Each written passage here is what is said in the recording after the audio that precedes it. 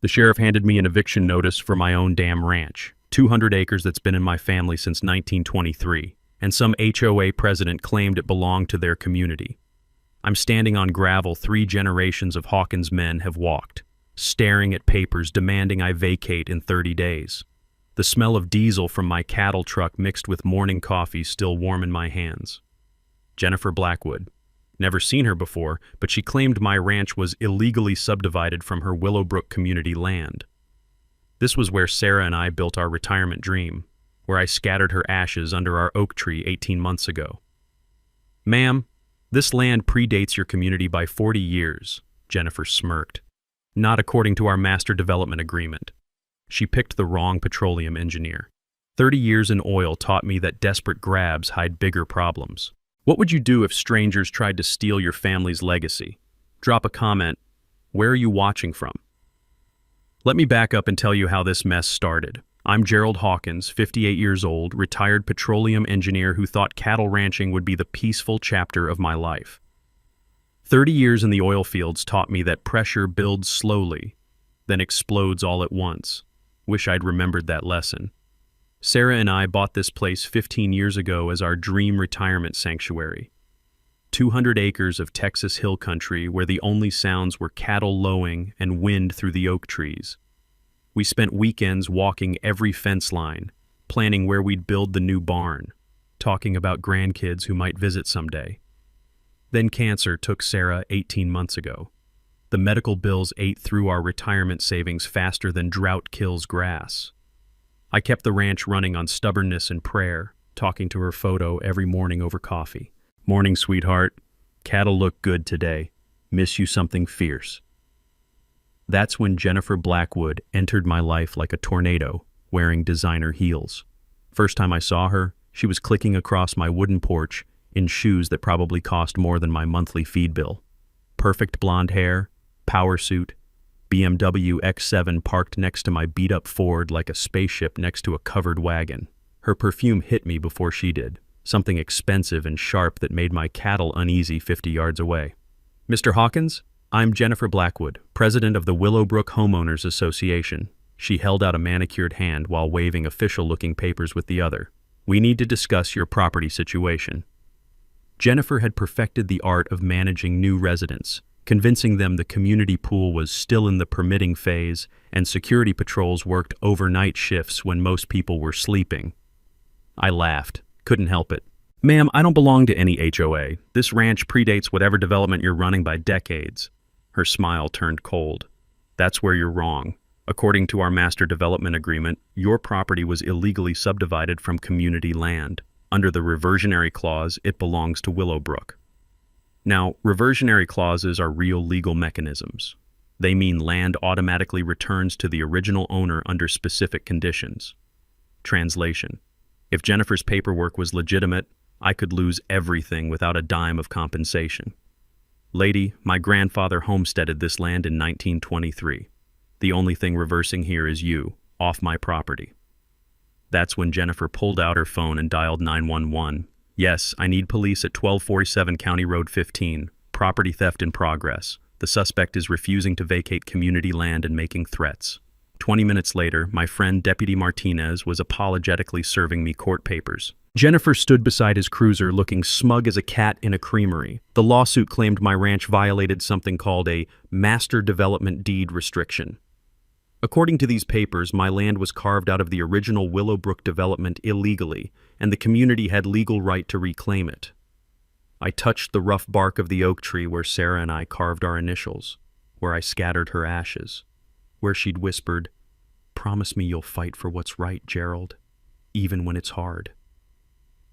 Looking at those legal papers, I had no idea I was staring at the opening move in a chess game where Jennifer had been stealing from 340 families for 12 years, where she'd embezzled $2.8 million through a completely fake homeowners association. All I knew was that some woman in expensive shoes wanted to take the last piece of Sarah I had left.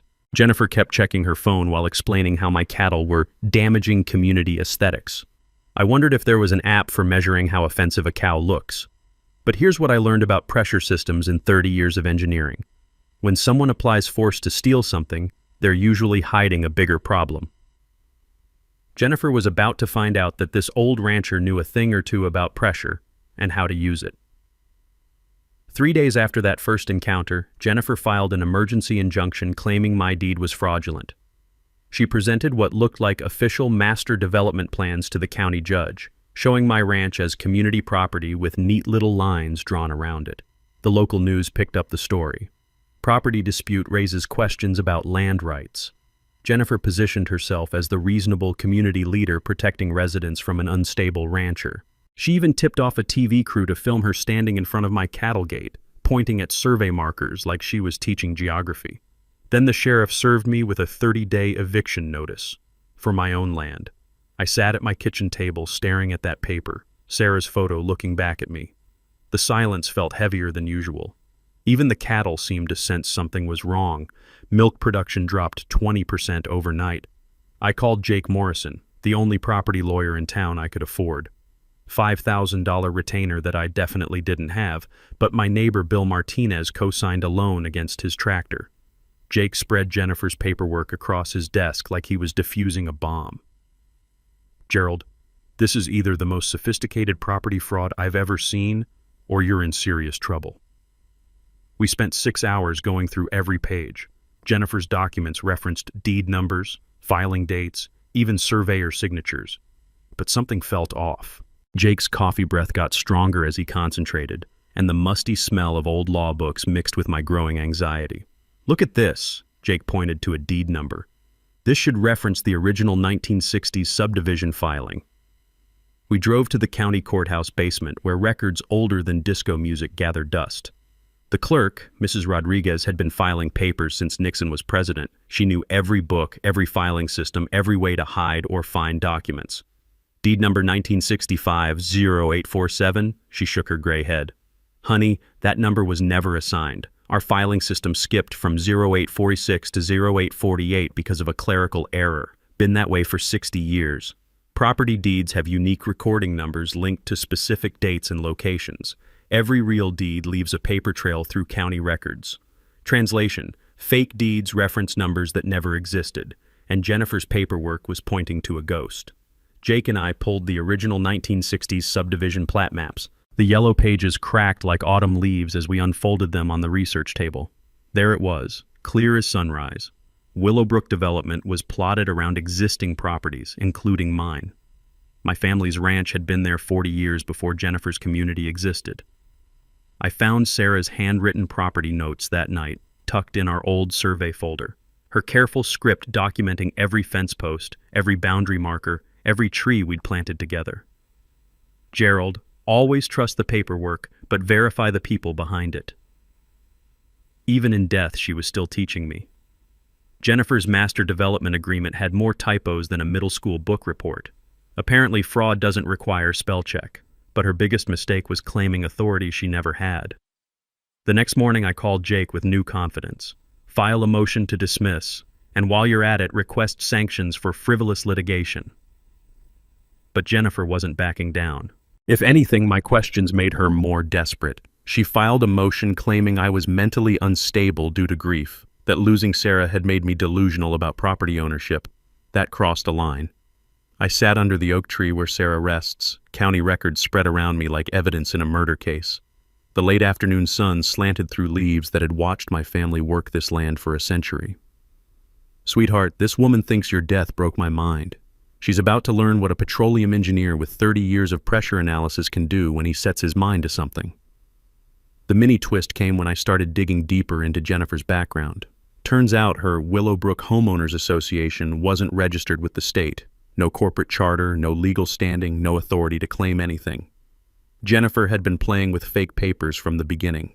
But while I was building my defense, Jennifer was escalating the attack. She convinced the judge to grant a temporary restraining order, claiming my aggressive behavior threatened community safety. I got locked out of half my own ranch. The restraining order meant I couldn't access my eastern 100 acres. That's where my water well was located, along with the equipment barn and 50 head of cattle. Jennifer's lawyer handed me the court order with all the warmth of a tax notice.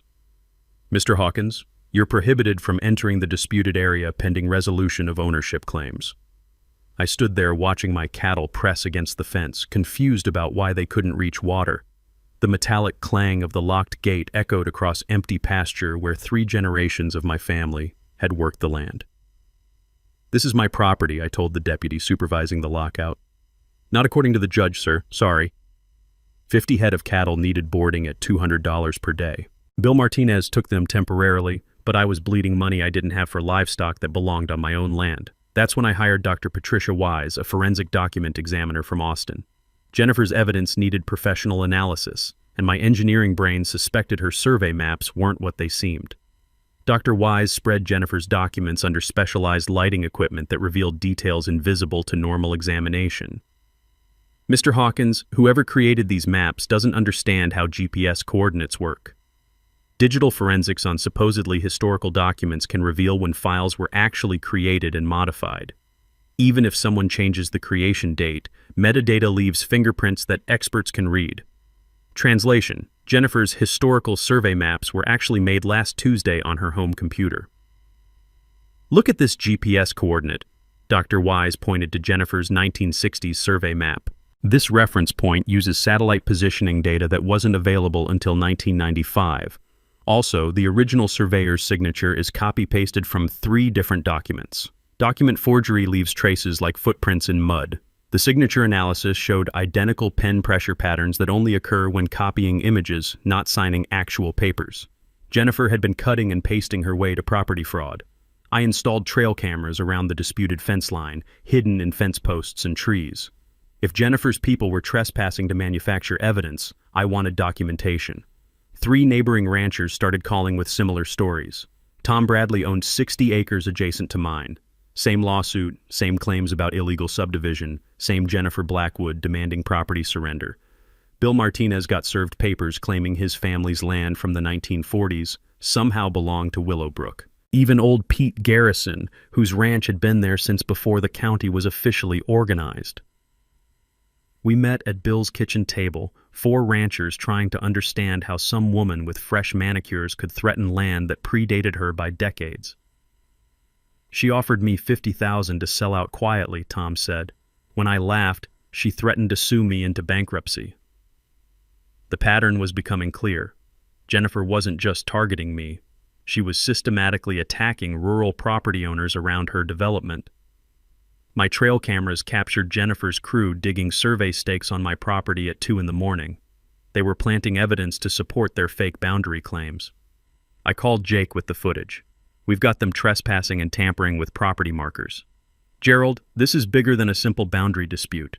Jennifer's running some kind of systematic land grab operation." That night, I found Sarah's garden journal where she documented every tree, fence post, and landmark on our property. Her detailed notes from 2008 through 2020 showed exact locations of everything Jennifer claimed was community property. Sarah's careful documentation was becoming my legal ammunition. The mini twist came when Jennifer filed a motion claiming I'd threatened her workers. She presented security footage showing my truck near the disputed fence line in an aggressive manner.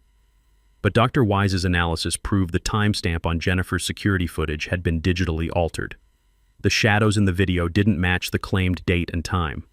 More importantly, my GPS tracking from the truck showed I was at the feed store during the alleged incident. Jennifer was doctoring evidence faster than I could debunk it. The restraining order got extended another 30 days. Judge Patterson was either convinced by Jennifer's evidence or intimidated by her expensive lawyers. I sat under Sarah's oak tree, holding her journal, watching sunset over land I might lose despite owning it fair and square. "Sweetheart, this woman's not just stealing our ranch. She's stealing from families all over the county. I think it's time to stop playing defense." But Jennifer's next move would reveal just how desperate she'd become, and how far she'd go to cover up what I was starting to suspect was a much larger crime. Jennifer's desperation led her to attack my family's history directly. She filed a court motion claiming my grandfather had stolen land from the original development company through fraudulent homestead claims. The paperwork alleged that generational property fraud invalidated my family's century of ownership. According to Jennifer's latest fiction, the Hawkins family had been squatting on community land since 1923. Judge Patterson froze my bank accounts pending investigation of generational fraud claims. I couldn't access $15,000 in checking or $40,000 in savings, money I needed for cattle feed, equipment repairs, and legal fees. The bank called in my equipment loan, threatening foreclosure on the tractor Sarah and I bought for retirement farming. The regional newspaper picked up Jennifer's story. Local rancher's family built fortune on stolen land. Suddenly, I wasn't just fighting for my property. I was defending my grandfather's honor and my family's reputation. I spent that weekend in my attic, going through grandmother's old trunk that hadn't been opened since her funeral. The scent of cedar and old paper filled the cramped space as I searched for any documentation of our original land claim. At the bottom of the trunk, wrapped in yellowed cloth, I found it. Grandfather's original homestead filing papers from 1923. Handwritten application to the government land office, complete with required fee payment and surveyor's report. But more importantly, I found grandmother's photograph collection. Pictures from the 1930s showing our ranch buildings in their exact current locations, 40 years before Jennifer's development existed. Chain of title documentation traces property ownership back to original government land grants. An unbroken ownership record for 100 years beats any developer's claims from 1960. Translation: when the government gave your family land directly, no private company can claim they owned it first. I drove to the county courthouse basement with grandmother's documents and Jake's increasing excitement. Mrs. Rodriguez helped us trace the property chain back to the original Texas land grant. Your grandfather filed this properly in 1923, she confirmed. Government land grant number 1923 TX4471. That land was never owned by any private development company. Jennifer's latest court filing claimed inheritance rights from Willowbrook Development Corporation, supposedly the original owner of my family's land, but the corporation records told a different story. Willowbrook Development Corporation existed for exactly 6 months in 1965, dissolved by the state for fraudulent business practices, never owned any land, never filed any development plans, never had legal standing to claim property. Jennifer was claiming inheritance rights from a company that had been shut down for fraud. Jake filed an emergency motion with this evidence, requesting immediate dismissal of all claims and sanctions against Jennifer for frivolous litigation. But Jennifer's response revealed just how dangerous cornered criminals become. She filed criminal charges against me, claiming I'd threatened her children at their elementary school, presented security footage showing my truck in the school parking lot during pickup time. Gerald Hawkins has escalated to stalking behavior, her statement read. My family fears for our safety due to his increasingly unstable actions. I was looking at potential felony stalking charges that could send me to prison. The sheriff arrived at dawn to arrest me. Deputy Martinez looked sick as he read the warrant. Gerald, I don't believe this, but I have to follow the law. Jake posted bail using the ranch as collateral. If I lost this case, Jennifer would get my property through criminal forfeiture instead of civil court. That's when I made the call that changed everything. My engineer buddy Tom Richards had mentioned his daughter worked for the FBI's Financial Crimes Unit in Dallas. I'd never imagined needing federal law enforcement, but Jennifer's systematic targeting of multiple families was starting to look like organized crime. Special Agent Maria Santos agreed to meet me at a truck stop outside town. Professional, sharp-eyed, with the kind of quiet confidence that comes from putting white-collar criminals in federal prison. Mr. Hawkins, what you're describing sounds like systematic fraud using fake legal claims. If she's targeting multiple property owners with fabricated evidence, that crosses into federal racketeering territory. I handed her copies of everything: forged documents, altered security footage, bank records showing Jennifer's unusual legal expenses, contact information for the other targeted ranchers. Give me 2 weeks to investigate Jennifer's background, Agent Santos said. Don't confront her directly. Let her think she's winning while we build the federal case. The mini-twist was discovering that Jennifer's elementary school footage was digitally altered, timestamp manipulation that FBI forensics could prove within hours. But more importantly, Agent Santos found something I'd missed. Jennifer's homeowners association was collecting monthly fees from 340 families for services that didn't exist. This wasn't just property fraud. This was a multi-million-dollar embezzlement operation disguised as community management. Agent Santos called me 3 days later with news that changed everything. Gerald, Jennifer Blackwood has been running a sophisticated financial fraud operation for 12 years. She's collected $2.8 million from families in what they think is a legitimate homeowners association. I sat in my truck outside the feed store trying to process numbers that didn't make sense. $2.8 million from how many families? 340 homes paying $850 per month for community services that don't exist. Pool maintenance for a pool that was never built. Security patrols that were never hired. Legal funds that went straight to her personal accounts. The FBI forensic accountants had traced Jennifer's money flow like following a river to its source. Monthly HOA fees from hundreds of families flowed into accounts Jennifer controlled, then immediately transferred to her personal banking. What services were families supposed to get? I asked. Community pool, landscaping, 24/7 security, legal representation, road maintenance. None of it exists. Jennifer pocketed everything while providing nothing. Fiduciary duty means managing other people's money for their benefit, not your own. Taking community fees for fake services is felony theft, even if people voluntarily paid. Translation: Jennifer had been stealing from hundreds of families who trusted her to manage their community. The property lawsuits are just a distraction, Agent Santos explained. Jennifer targets rural landowners near her development to legitimize her fake HOA claims. If she can prove the association has authority over surrounding properties, it validates her fictional community management role. My ranch wasn't the target, it was the cover story. Jennifer needed to establish legal authority over rural properties to justify collecting fees from suburban families for non-existent services. How long has this been going on? 12 years. Started small with maybe 50 families, grew as new houses were built. Jennifer's been stealing roughly $230,000 per year in community fees. I drove to the oak tree where Sarah rests, trying to wrap my head around the scale of Jennifer's crime. 340 families had been sending her money every month for a decade, trusting her to maintain their community while she provided absolutely nothing. Sarah, this isn't about our ranch anymore. This woman's been stealing from neighbors who think they're paying for legitimate services. Kids swimming in pools that don't exist, families expecting security that was never hired. The FBI had Jennifer's banking records, email communications, and documentation proving systematic fraud, but they needed more time to build an airtight federal case. The annual Homeowners Association meeting is in 10 days, Agent Santos told me. Jennifer has to present financial reports and justify another year of fee increases. That's our opportunity. What do you need from me? Keep playing defense. Let her think she's winning the property dispute. We'll coordinate with local law enforcement for arrests during the meeting when we have maximum witnesses and media presence. Agent Santos explained Jennifer's business model like a criminal engineering project. Create fake community authority, collect monthly fees for fictional services, use property lawsuits to establish legitimacy, transfer money to personal accounts, repeat. She's done this in 3 other counties, Agent Santos revealed. Always the same pattern. Target rural properties, claim community authority, collect fees for services never provided. Jennifer's built a criminal enterprise disguised as Suburban Homeowners Association.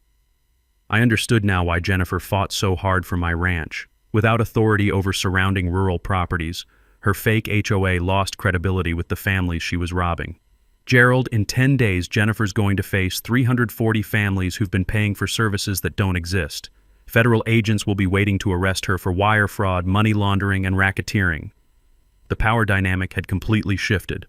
I wasn't defending my property anymore. I was helping federal agents take down a criminal who'd stolen millions from hardworking families. Time to give Jennifer the annual meeting she'd never forget. Agent Santos met me at the ranch the next morning to coordinate our federal trap. The annual Willowbrook HOA meeting would happen in the community center Jennifer had built with stolen money. Perfect irony for her downfall. We need this meeting recorded for federal evidence, she explained while examining the community center layout. Texas one-party consent law allows recording your own conversations, so everything Jennifer says will be admissible in court. My engineer buddy Tom Richards installed hidden recording equipment throughout the meeting room. 4K cameras with cloud backup, audio recording devices that could capture whispers from 50 feet away. Federal standards require redundant documentation to prevent evidence challenges. Agent Santos explained they needed Jennifer to present false financial reports publicly for maximum evidence documentation and to prevent successful appeals later. If technology fails, we still need witnesses, Agent Santos said. How many families do you think will attend? Jennifer sent notices requiring attendance for critical community votes. She's expecting 300 people minimum. The FBI Financial Crimes Unit had spent 2 weeks building an airtight case. Wire fraud, money laundering, racketeering, charges that carried 20 years in federal prison. But they needed Jennifer to incriminate herself publicly with maximum witnesses present. I calculated Jennifer's theft like an engineering problem. $850 per month from 340 homes equals $289,000 annually. Over 12 years, that totaled $3.4 million in stolen fees, not counting fake legal expenses and property damage costs. Each family lost an average of $9,800, I told Agent Santos. That's vacation money, college savings, retirement funds stolen for services that never existed. Wire fraud prosecution requires proof of interstate electronic communication for fraudulent purposes. Jennifer's email notifications about fee increases, banking transfers across state lines, and digital payment systems created perfect federal evidence trail. Translation: every email Jennifer sent about fake services added years to her potential prison sentence.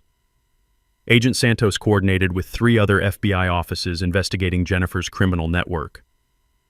She's run similar schemes in Oklahoma, Arkansas, and Louisiana.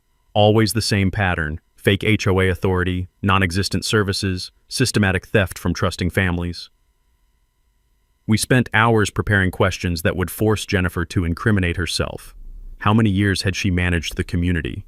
What services justified fee increases? Where were the promised amenities? How much money remained in community accounts? The key is making her defend the indefensible, Agent Santos explained. When 340 families simultaneously realize they've been robbed, Jennifer will either confess or dig herself deeper with more lies. I visited neighbors door to door that week, building community awareness without revealing the federal investigation. Bill Martinez helped coordinate with other rural property owners Jennifer had targeted. Gerald, if she's been stealing from suburban families, that explains why she needs our land, Tom Bradley realized. Rural property ownership legitimizes her fake community authority. Betty Lucy, a retired teacher, organized telephone trees to ensure maximum meeting attendance. Every family deserves to know where their money went, she said while making her 4th pot of coffee for neighbor coordination meetings. RICO prosecution targets criminal enterprises using patterns of illegal activity across multiple victims. Jennifer's systematic fraud against hundreds of families qualified for federal racketeering charges carrying 20 years prison. Translation: the more families Jennifer stole from, the longer she'd spend behind bars. We documented every fake service Jennifer had promised: community pool that was never built, security patrols that were never hired, landscaping maintenance residents did themselves, legal representation that only benefited Jennifer. The landscaping alone should have cost $60,000 annually, I calculated. Security services she charged for would cost $80,000. Pool maintenance for a non-existent pool, another $40,000 yearly. Agent Santos reviewed my documentation with FBI accountants. Jennifer's theft rate exceeded legitimate service costs by 90%.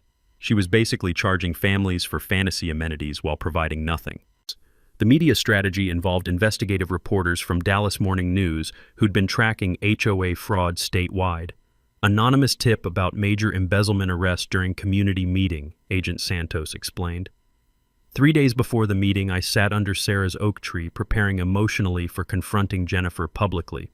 Sweetheart, tomorrow I help take down a criminal who's stolen from hundreds of families. This isn't about our ranch anymore. It's about justice for everyone she's hurt. The evening before the meeting, Agent Santos called with final coordination details. Federal agents will be positioned outside the community center. When Jennifer presents her fraudulent financial reports, you'll ask questions that force her to confess publicly. We'll enter when she's completely incriminated herself. What if she tries to run? She won't. Jennifer's arrogance is her weakness. She genuinely believes she's smarter than everyone else. That pride will put her in federal prison. I checked the hidden recording equipment one last time, tasting the metallic flavor of adrenaline. Tomorrow, 340 families would learn they'd been robbed by the woman they trusted to manage their community. Jennifer was about to discover that stealing from hardworking families carries a price higher than she ever imagined. The week before the annual meeting, Jennifer's desperation reached criminal levels. She attempted to bribe County Clerk Tom Bradley with $25,000 to backdate false property records supporting her land claims.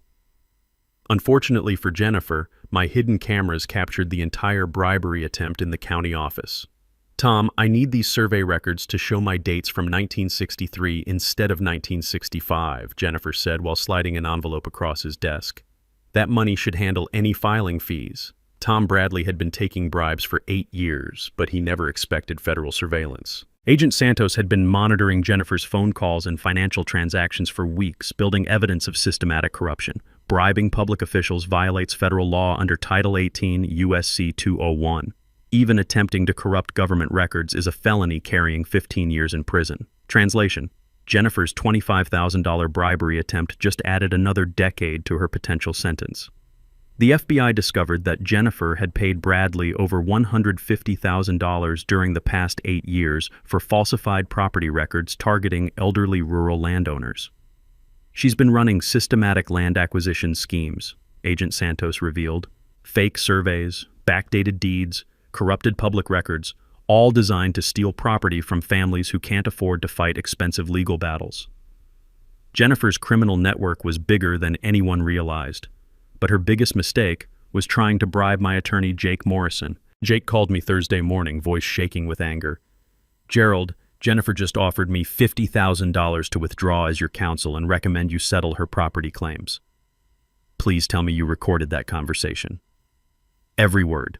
She said fighting federal investigations was expensive and $50,000 would be easier than watching you lose everything in court. Obstruction of justice through bribery or intimidation is a separate felony that adds 10 years to federal sentences. Jennifer's attempt to corrupt my legal representation while under FBI investigation showed criminal consciousness of guilt. Translation: Every desperate move Jennifer made to stop our investigation created more evidence for her prosecution. Agent Santos was ecstatic when Jake delivered the bribery recording. Jennifer just confessed that she's aware of federal investigation and actively attempting to obstruct justice. Federal judges hate defendants who try to corrupt the legal process. Jennifer's panic accelerated her mistakes. She started moving money to offshore accounts, trying to hide stolen funds before federal asset seizure. But international banking transfers create permanent digital evidence that FBI financial crimes units track routinely. She moved $400,000 to a Cayman Islands account Tuesday, Agent Santos reported. Money laundering adds another 20 years to her sentence. Jennifer's making our prosecution easier with every desperate move. Friday afternoon, Jennifer filed criminal charges claiming I'd threatened her children at their elementary school. She presented security footage showing my truck in the school parking lot during pickup time, claiming stalking behavior that endangers my family. But FBI digital forensics proved the timestamp on Jennifer's footage had been altered. The shadows in her video didn't match the claimed date and time. More damaging, GPS tracking from my truck showed I was at the veterinarian's office during the alleged incident. Jennifer had digitally manufactured evidence of criminal behavior, federal evidence tampering that carries 8 years imprisonment. She's becoming sloppy under pressure, Agent Santos observed. Criminals often self-destruct when federal investigations close in. Jennifer's creating evidence of her guilt faster than we can process it. The mini-twist came when County Clerk Bradley decided to cooperate with federal authorities rather than face corruption charges alongside Jennifer. Bradley's testimony reveals 8 years of systematic record falsification, Agent Santos explained. Jennifer paid him to backdate surveys, alter property filings, and create false deed records targeting dozens of rural property owners. Bradley's cooperation gave federal prosecutors evidence of Jennifer's criminal enterprise spanning multiple counties and hundreds of victims. But Jennifer wasn't finished destroying herself. Saturday evening, she hired private investigators to follow me and document threatening behavior toward community families. The investigators she chose turned out to be former law enforcement officers who immediately recognized federal surveillance and reported Jennifer's witness intimidation attempts to the FBI. Jennifer just committed witness intimidation, obstruction of justice, and conspiracy to interfere with federal investigation, Agent Santos said with barely contained excitement. She's built a federal racketeering case against herself. Sunday morning, Jennifer made her final mistake. She called a meeting of her executive committee to coordinate false testimony for the annual meeting. Unfortunately for her, FBI wiretaps recorded her instructing committee members to lie under oath about community finances and services. Tomorrow night, Jennifer will face 340 families she's robbed for 12 years, Agent Santos said. She'll try to present false financial reports while federal agents record every word. When she's finished incriminating herself publicly, federal marshals will arrest her for the longest white-collar crime sentence in county history. I sat under Sarah's oak tree that evening, grateful for the strength to see justice through. Tomorrow, Jennifer Blackwood would discover that stealing from hardworking families carries consequences she never imagined. Jennifer's final desperate gambit came Sunday night, 18 hours before the annual meeting. She filed emergency criminal charges claiming I'd threatened her family with domestic terrorism tactics, requesting immediate arrest to prevent my attendance at the community gathering. According to her sworn statement, I'd hired militia groups to intimidate HOA residents and had made threats involving explosive devices related to my petroleum engineering background. Sheriff Martinez called me at 5 a.m. Monday morning. "Gerald, I got federal agents at my office and a judge demanding your immediate arrest for terrorism charges. This is getting way out of hand." "Tom, you've known me 20 years. Do I seem like someone who threatens children?" "Not for a minute, but Jennifer's got videos, witness statements, and claims you're planning violence during tonight's meeting." Agent Santos arrived at the ranch before breakfast, bringing FBI domestic terrorism investigators to examine Jennifer's claims. "Gerald, false terrorism reports trigger Department of Homeland Security investigations automatically. Jennifer just involved federal anti-terrorism units in her fraud case. Filing false terrorism reports wastes federal resources and violates post-9/11 security laws carrying 8 years imprisonment." Jennifer's fake militia accusations triggered multi-agency investigations that cost taxpayers hundreds of thousands of dollars. Translation: Jennifer's desperate lies just added domestic terrorism charges to her already massive federal sentence. The FBI examined Jennifer's evidence of my terrorist planning: altered phone recordings, digitally manipulated photographs, and witness statements from people who'd never met me. "Every piece of evidence is fabricated," Agent Santos confirmed after 6 hours of forensic analysis. "Digital timestamps prove these recordings were edited last night. GPS metadata shows these photographs were taken at locations you've never visited." Jennifer's criminal desperation had reached a level that federal prosecutors rarely encountered: systematic evidence fabrication across multiple felony charges while under active federal investigation. She's committed evidence tampering, false reporting, witness intimidation, obstruction of justice, and now false terrorism charges, Agent Santos cataloged. Jennifer's facing 40 to 50 years in federal prison, but Judge Patterson still issued an emergency protective order based on Jennifer's terrorism claims, threatening my arrest if I attended the annual meeting. That's when Agent Santos revealed the federal investigation's final card. "Gerald, we've been monitoring Jennifer's communications for 6 weeks under federal wiretap authority. Last night, she instructed her committee members to provide false testimony about community finances during tonight's meeting. FBI recordings captured Jennifer explicitly coaching witnesses to lie under oath about services that didn't exist and money that had been stolen. That's conspiracy to commit perjury, witness tampering, and continued fraud while under investigation," Agent Santos explained. "Jennifer just guaranteed herself maximum federal sentencing." The mini-twist came when Jennifer's own committee members contacted federal agents to report her attempted perjury conspiracy. "Betty Morrison, the community treasurer, called us this morning," Agent Santos revealed. "Jennifer instructed her to present falsified financial records showing community money spent on services that were never provided. Betty's been keeping real records for 3 years, documenting Jennifer's systematic theft. Jennifer's inner circle was abandoning her faster than rats leaving a sinking ship." Monday afternoon, Jennifer made one final catastrophic error. She attempted to withdraw the remaining community funds, over $200,000, claiming legal expenses for defending against terrorist threats.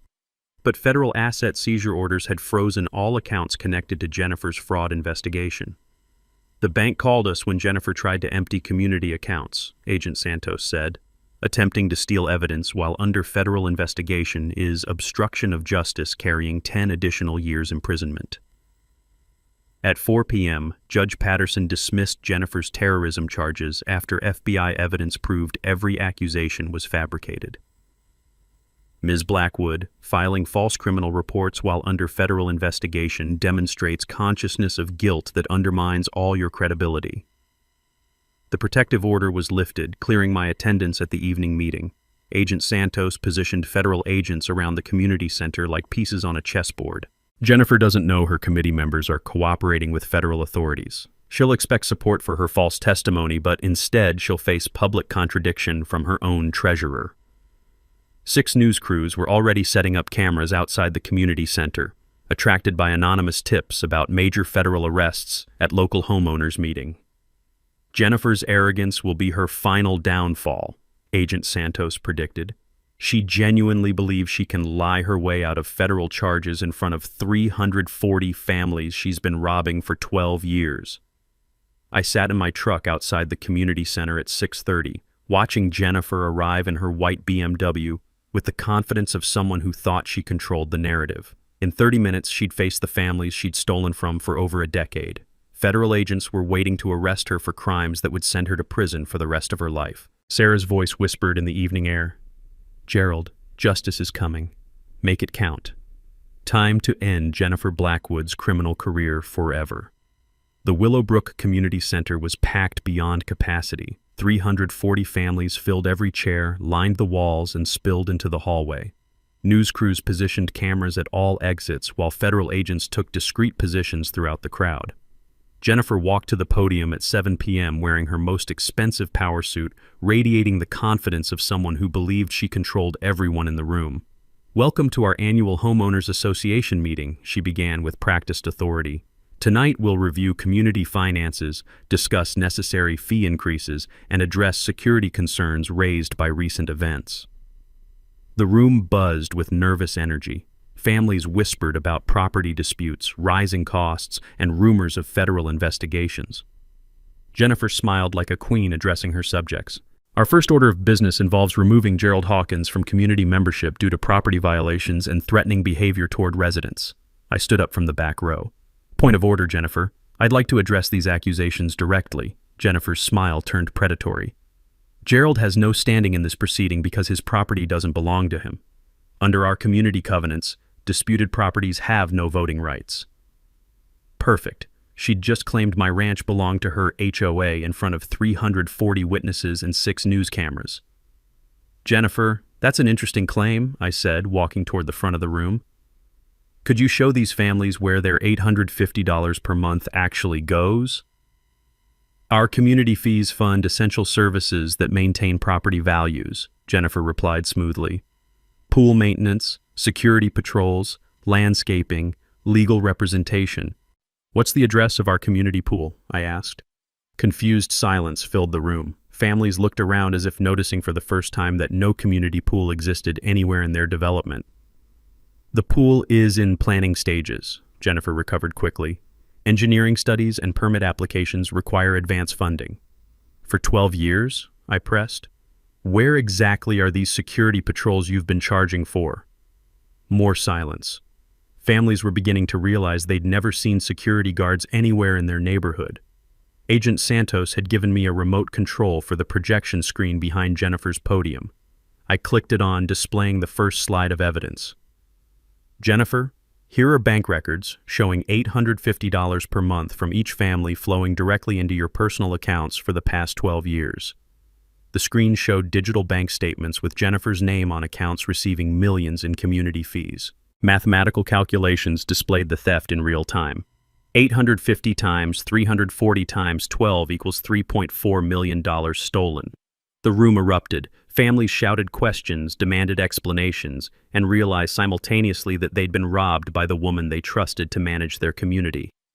"These documents are forgeries created by Gerald to frame me," Jennifer shouted over the growing chaos. "Actually, they're not." Betty Morrison, the community treasurer, stood up with her own documentation. "I've been keeping real financial records for 3 years. Jennifer instructed me this morning to present false reports hiding her theft." The crowd turned toward Betty with desperate attention. "Jennifer hasn't spent $1 on community services in 3 years. I've been tracking expenses.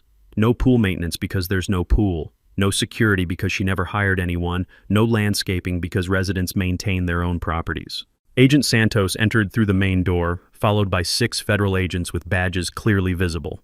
Since my ranch predated the subdivision by 40 years, state law recognized me as an adjacent property owner with legal standing in community governance matters. "Jennifer Blackwood, Agent Santos announced in a voice that silenced the room completely. You're under arrest for wire fraud, racketeering, money laundering, and conspiracy. The metallic click of handcuffs echoed through the silent community center as 340 families watched their tormentor led away in disgrace. Ma'am, you have the right to remain silent. Anything you say can and will be used against you in a court of law. Jennifer's face transformed from confident authority to shocked disbelief as the federal charges were read aloud. Wire fraud, money laundering, racketeering, bribery, obstruction of justice, evidence tampering. Jennifer, my ranch was never yours because your HOA never legally existed, I said as agents led her past my position. You created a fake community to steal $2.8 million from these families. The FBI has been investigating you for months. 6 news cameras captured every moment as Jennifer was escorted to federal vehicles outside. The evening broadcasts would lead with fake HOA president arrested for multi-million-dollar fraud. Federal agents immediately began documenting victim statements and financial losses. Asset seizure orders froze Jennifer's accounts, luxury cars, and properties to fund victim restitution. The families sat in stunned silence, processing 12 years of systematic theft by someone they'd trusted completely. Folks, I addressed the room as Agent Santos finished arrest procedures. Jennifer's criminal trial will recover most of your stolen money through federal asset forfeiture. In the meantime, we need to form a legitimate homeowners association with transparent financial oversight. 340 hands shot up to volunteer for community rebuilding. Justice served. Criminals arrested. Community healing begins tonight. After federal agents led Jennifer away in handcuffs, the community center fell into stunned silence for exactly 5 seconds before erupting in applause and desperate questions. Betty Morrison, the community treasurer, stood up first. We can't let this community collapse after what we just learned. We need a new board of directors, right now. Over 300 hands shot up simultaneously. Someone called for emergency elections under HOA bylaws, allowing removal of officers by majority vote under special circumstances. Wait, called out Tom Lucy, a retired teacher. Can we even trust any of the current board? How do we know who else was involved? The room buzzed with nervous energy. Families who'd just discovered 12 years of theft weren't sure who to trust. I nominate Gerald Hawkins for emergency president, Betty announced. He's the one who exposed this fraud and saved all of us from Jennifer's theft. But his ranch isn't even part of our HOA, someone protested. Agent Santos, still documenting evidence, looked up from her paperwork. Actually, since Mr. Hawkins' property predates your subdivision and he's been instrumental in exposing systematic fraud affecting your community, state law recognizes him as an adjacent property owner with legal standing. I hadn't even sat down when voices throughout the room started seconding the nomination. Mr. Hawkins saved all of us from 12 years of fraud. He's the only one who fought Jennifer when the rest of us just paid our fees. We need someone we can trust. The vote happened on the spot. 338 votes in favor, 2 abstentions. Betty Morrison handed me Jennifer's abandoned gavel with tears in her eyes. Gerald, this community is yours to heal. 1 meeting later, I officially controlled the Willowbrook HOA, not for revenge, but to transform it into a truly transparent and legitimate community organization that actually served the families who'd trusted us with their money. The irony wasn't lost on me. Jennifer had spent months trying to steal my ranch through fake legal claims. Instead, her own criminal behavior had handed me control of the very organization she'd used to defraud hundreds of families. Justice served, community protected, leadership earned through truth instead of theft. Within 48 hours as the new HOA president, I'd implemented emergency financial controls and transparency measures that Jennifer had avoided for 12 years. Our first official act was dissolving all of her fraudulent contracts and establishing legitimate community services. Federal Judge Martinez dismissed all property claims against my ranch with prejudice, meaning Jennifer could never file similar lawsuits again. The court awarded me $75,000 in attorney fees and damages, finally compensating the financial devastation she'd caused my family. Jennifer's federal indictment listed 47 felony counts, including racketeering, wire fraud, money laundering, bribery, obstruction of justice, and evidence tampering. Federal prosecutors offered a plea bargain, 28 years in federal prison with cooperation in asset recovery, or 35 years after trial conviction. Jennifer chose the plea bargain. Federal asset forfeiture recovered $2.1 million from Jennifer's hidden accounts, luxury cars, jewelry, and properties. Each of the 340 families received an average of $6,200 in restitution. Not everything they'd lost, but substantial recovery from their stolen fees. Her $750,000 house was sold to fund additional victim compensation. The civil lawsuit our attorney filed seeks punitive damages for emotional distress and community rebuilding costs. Under my leadership, Willowbrook became the first HOA in county history with completely transparent finances. We legally incorporated with state oversight, established term limits, and implemented monthly financial reporting that every resident could access online. For the first time in 12 years, families actually received the services they paid for: professional landscaping, legitimate security patrols, and legal representation for actual community issues instead of fraudulent property theft. The Sarah Hawkins Community Integrity Fund was established with $50,000 from my settlement money. This memorial endowment provides legal aid for rural families facing HOA fraud while honoring my wife's memory through protection of honest, hardworking people. We've already helped 3 families in neighboring counties fight similar fake HOA schemes. The fund also provides an annual $10,000 scholarship for agricultural engineering students, ensuring future generations understand both rural land rights and the technical skills needed to defend them. Every December, our community holds the Sarah Hawkins Memorial Day celebration, combining remembrance of her life with gratitude for justice achieved through her inspiration. Federal restitution laws guarantee victim repayment from criminal proceedings. Jennifer must repay every stolen penny before becoming eligible for parole. Translation: she'll spend at least 14 years in federal prison before any possibility of reduced sentences. 6 months after Jennifer's sentencing, Netflix purchased documentary rights to our story for a true crime series called Fake HOA, Real Justice. A major publisher offered me a $150,000 advance for a memoir about fighting systematic fraud. I've been invited to speak at rural property rights conferences across Texas, helping other landowners recognize and prevent HOA fraud schemes. The story influenced state legislation requiring HOA registration, financial auditing, and criminal background checks for community management positions. Agent Santos called last week with news that Jennifer's fraud network spanned 4 states. FBI task forces discovered 12 additional fake HOAs she'd operated in Texas and Oklahoma, stealing from over 800 families total. Congressional hearings on HOA regulation cited our case as evidence for federal oversight of community management organizations. My ranch has never been more productive. The settlement money funded new irrigation systems, equipment upgrades, and herd expansion from 50 to 120 cattle. For the first time since Sarah's illness, the operation shows consistent profit. More importantly, I found peace. The evening conversations with Sarah's memory have transformed from desperate grief to grateful remembrance. Our fight for justice honored her values while protecting hundreds of innocent families. Betty Morrison and I married last spring under the oak tree where Sarah rests. Sarah's garden journal provided the foundation for landscape design that celebrates both women who've blessed my life with wisdom and strength. Our new community thrives with honest leadership, transparent finances, and genuine services that justify member investments. Property values have increased 20% since Jennifer's removal. But the fight continues. Agent Santos contacted me about another fake HOA targeting veteran families in Oklahoma. Apparently, my expertise in recognizing fraudulent communities is needed again. Sarah's voice whispers through autumn leaves. Gerald, you turned our greatest trial into victory for hundreds of families. That's the legacy we wanted to build together. Thanks for hanging out with us on HOA Stories, where the HOA Karens meet their match. If this story had you cheering or cringing, go ahead and like the video. Drop a comment with your reaction and hit subscribe so you're ready for the next wild HOA tale.